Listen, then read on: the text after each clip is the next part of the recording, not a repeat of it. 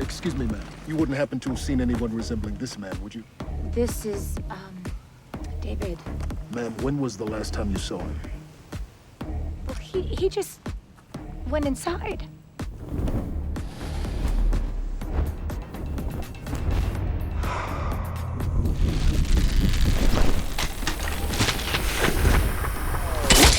Two weeks ago, the family was suddenly notified that their son had died in action.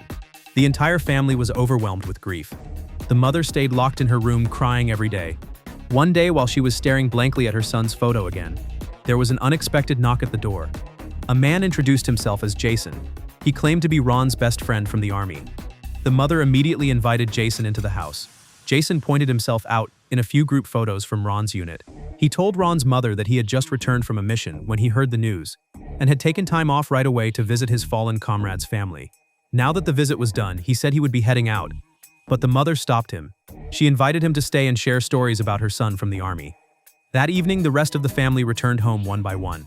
Ron's sister was instantly drawn to the handsome Jason, but the father didn't seem to like this tall stranger. His words were laced with suspicion toward outsiders.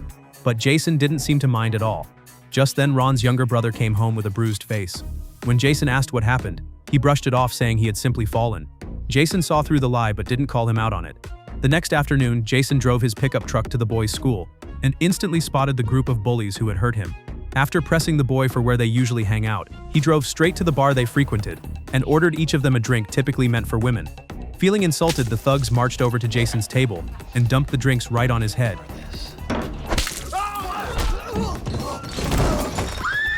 Within a minute, every one of them was on the floor to thank Jason for standing up for her brother. Ellie invited him to a friend's dance party. There, Jason met a man who was involved with the mob. He asked the man to get him a handgun. For the guy, it was a piece of cake. The next day, he brought a whole selection for Jason to choose from. After carefully checking each part, Jason asked for the price with satisfaction.